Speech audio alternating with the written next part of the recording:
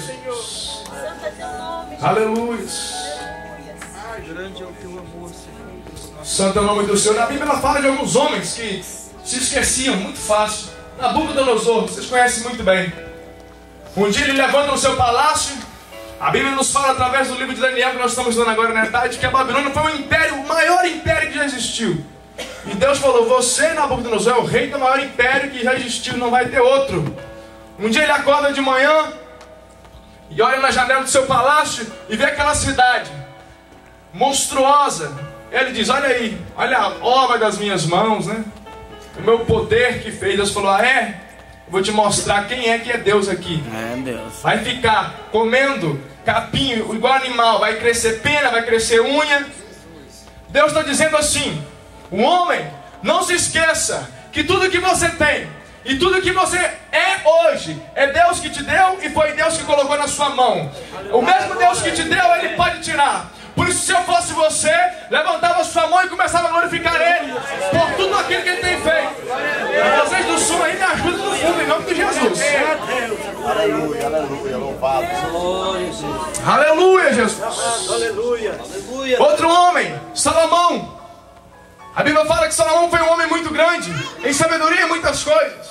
E ele sempre lembrava de que o pai Davi sempre dizia para ele como fazer, e ele sempre lembrava e fazia.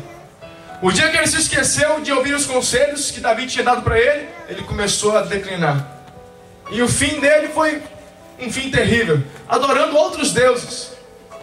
Um homem que poderia ter feito com que o seu reino fosse como o rei Davi, como o reino de Davi, próspero até o fim, teve um fim como aquele. Davi também teve uma fase assim na sua vida que ele esqueceu da onde Deus tinha tirado ele. Davi, um homem que estava lá atrás das malhadas, mexendo com mato, mexendo com ovelha, todo fedido. E Deus manda o profeta ir lá e chamar ele, tirar ele, ungir ele e falar: você vai ser rei de Israel. Mas chega uma fase na vida de Davi, como ele já estava assim, por isso que é perigoso às vezes, quando Deus levanta um homem.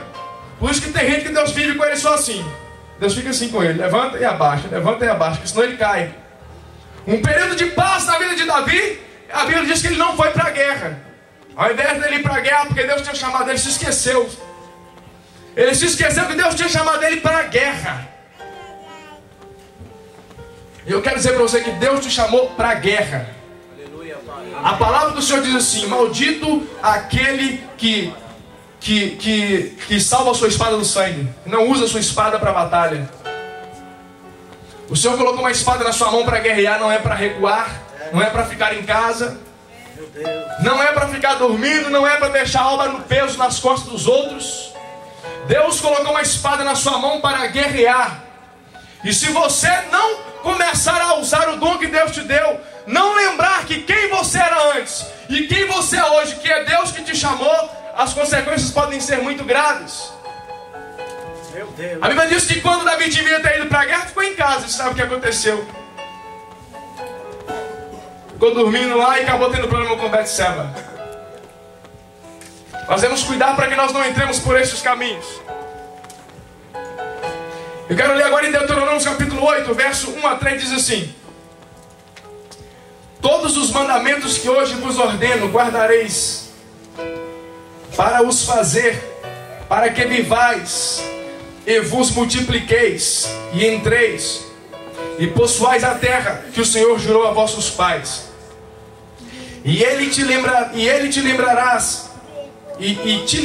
de todo o caminho pelo qual o Senhor teu Deus te guiou no deserto estes 40 anos, para te humilhar, para te tentar, para saber o que estava no teu coração, se guardarias os seus mandamentos ou não. E te humilhou e te deixou ter fome e te sustentou com maná que tu não conheceste, nem teus pais o conheceram, para te dar a entender que o homem não viverá só de pão, mas que de tudo que sai da boca do Senhor viverá o homem. Aleluia, Jesus, louvado seja o teu nome. Eu entendi quando eu li esse versículo que muitas das vezes quando Deus nos prova, quando Deus permite algumas situações na nossa vida, Deus está querendo ver o que está no nosso coração. Nem sempre a prova que vem na sua vida é uma prova que é consequência sempre de pecado ou de outra coisa. Há algumas provas na nossa vida que vêm da parte de Deus para Deus deixar sair para fora do coração do homem aquilo que nós não estamos vendo. Aquilo que olhando a aparência você não vê. Aquilo que só na hora do problema, sabe? Aquela pessoa que está sempre de bem, mas quando dá um pisão no calo, dá uma encostadinha no calo, aí explode e você fala, ué, mas o que aconteceu aí? Transformou. E tem um homem na Bíblia que passou por uma experiência assim. A Bíblia diz que Deus provou ele. Foi da parte de Deus. A Bíblia fala de Jó. Deus aproveitou que Satanás veio dizendo que Jó só era bonzinho, adorava a Deus porque tinha muitas bênçãos, muitas coisas. E Deus falou, então eu vou deixar você tocar na vida de Jó. E a Bíblia diz que Satanás vem contra a vida de Jó, contra tudo que ele tem. Contra os seus filhos, contra a sua casa, contra os seus bens, contra o seu dinheiro, contra as ovelhas, contra os gados de Jó, contra os empregados de Jó, por fim contra a saúde de Jó. E por fim também a sua mulher, depois que viu aquilo, falou, olha, se eu fosse você, abandonava esse Deus, larga para lá, porque é muito. Agora Deus só queria fazer sair de dentro do coração de Jó aquele que ninguém podia ver, que era um homem reto, sincero, que não se esquecia de Deus. Está na hora de nós aprendermos a não confiarmos nas nossas coisas, no dinheiro, na riqueza, nos bens, na posição, e passar a confiar em Deus. Porque se Jó não confiasse em Deus, ele caía ali na mesma hora. Há um versículo que diz assim, e um pregador já viu uma mensagem sobre isso, dizendo que veio um vento sobre os 4 cantos da casa de Jó e a casa caiu. Eu quero dizer, caiu não só a casa, caiu tudo que ele tinha. Se Jó estivesse esperando, confiando em uma daquelas coisas, e quando nós vamos para a América, nós somos tentados 24 horas a começar a confiar na nossa conta.